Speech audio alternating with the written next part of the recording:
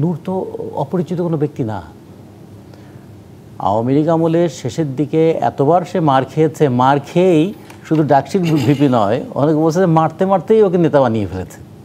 তাহলে এতবার মার খেয়ে খেয়ে যে নেতা পরিচিত হয়ে উঠেছে, তার গায়ে এইভাবে হাতটা তুললো কেন? কে তুললো? এর পিছনে কি উদ্দেশ্য ছিল? প্রথমত আমাদের বলতে হবে যে এখন বলটা হচ্ছে অন্তর্বর্তীকালীন সরকারের কোর্টে। একটা ঐক্যমত্য কমিশন হয়েছিল, তারা নানা বৈঠক করে নানা ধরনের আলাপ আলোচনা করে একটা সিদ্ধান্তে আসবেন। নির্বাচনের তারিখ ঘোষণা হয়েছে, আজকেও তারা বলেছেন নির্বাচন নিয়ে কোনো সংশয় নাই, নির্বাচন হবেই। আমাদের ভোটার তালিকাও তৈরি হয়ে গেছে। ফলে এখন বল পুরোটাই তাদের কোর্টে, বল তাদের কোর্টে এবং মাঠটাও তাদের নিয়ন্ত্রণে।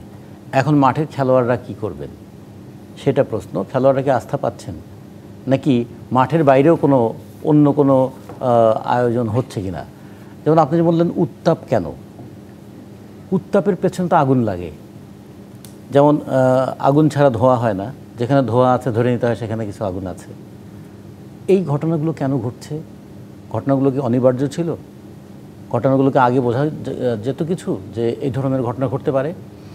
একটা কথা কিন্তু সবাই মনে করতো যে নির্বাচন বোধহয় হচ্ছে না, কেন এটা হতো? সরকার কিন্তু বারবার বলছেন নির্বাচন হবে, তাহলে মানুষ কেন এটা ভাবছেন কিংবা একটা সংশয় কিংবা সন্দেহ কেন চারিদিকে ছড়িয়ে পড়ছে যে নির্বাচন কি আদৌ হবে? অন্তর্বর্তীকালীন সরকারকে এই সময় নির্বাচন দেবেন? এই পরিস্থিতি বারবার আসলে দেখতে হচ্ছে বাংলাদেশের মানুষ। কারণ হচ্ছে কি, সরকারের ঘোষণা এবং পারিপার্শ্বিক আয়োজন, এই দুটোর মধ্যে মানুষ একটা গ্যাপ দেখতে পায়। কিন্তু এই যে জাতীয় পার্টিকে নিষিদ্ধ করা নিয়ে যে আন্দোলনের যে ঘটনাগুলো আমরা দেখলাম, সেখানে আসলে আজকেও আপনি দেখেছেন যে এনসিপি তারাও জাতীয় পার্টিকে নিষিদ্ধ করার দাবি তুলেছে, জামায়াত ইসলামী তারাও তুলেছে। যদিও জাতীয় পার্টির তরফ থেকে বলা হয়েছে নিষিদ্ধের দাবি অযৌক্তিক, ভীত নয় জাতীয় পার্টি। মানে যে নতুন নতুন এক একটা ইস্যু সামনে আনা হচ্ছে। জাতীয় পার্টি যদি এবারে নির্বাচনে অংশগ্রহণ যদি করে বা যদি না করে, তাহলেও বা আসলে ভোটে খুব বড় কোনো ইম্প্যাক্ট পড়বে বলে কি মনে করেন? নানা ধরনের প্রশ্ন আছে, নানা ধরনের ইকুয়েশন আছে, নানা ধরনের সন্দেহ থাকতে পারে, এগুলো থাকতেই পারে। প্রশ্ন সেটা নয়, প্রশ্ন হচ্ছে যে 13 মাস পার হয়ে গেল না, তো 13 মাস পার হওয়ার পরে কোনো প্রশ্ন নতুন করে আসছে কেন, সেটা একটু সবাইকে ভাবিয়ে তুলতে পারে। আর সেই প্রশ্নের সমাধানের পথটা কি, একটা প্রশ্ন আসতেই পারে, সে প্রশ্নটা সলভ হবে কীভাবে? গাইড জোরে, মব সৃষ্টি করে? এই যে কয়েকদিন, এই দুদিনের মধ্যে দুই ধরনের মব আমরা দেখলাম।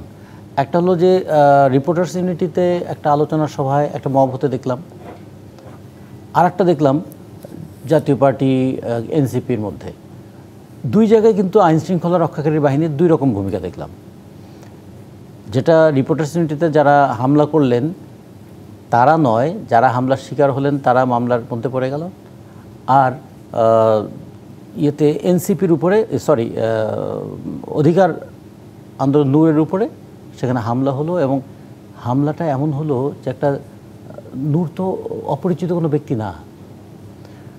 আওয়ামী লীগ আমলের শেষের দিকে এতবার সে মার খেয়েছে, মার খেয়েই শুধু ডাকসির ভিপি নয়, অনেকে বলছে যে মারতে মারতেই ওকে নেতা বানিয়ে ফেলেছে।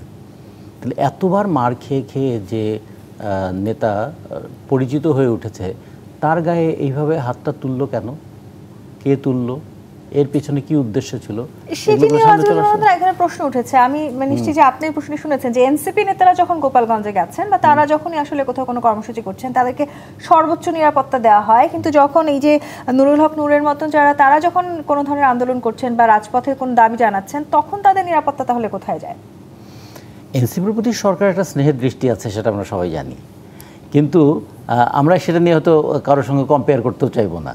ঠিক আছে, যার যার প্রাপ্য সে পাক, কিন্তু একটা তো প্রশ্ন তৈরি হয়ে যায় যে নূরের উপরে এই হামলাটা কেন?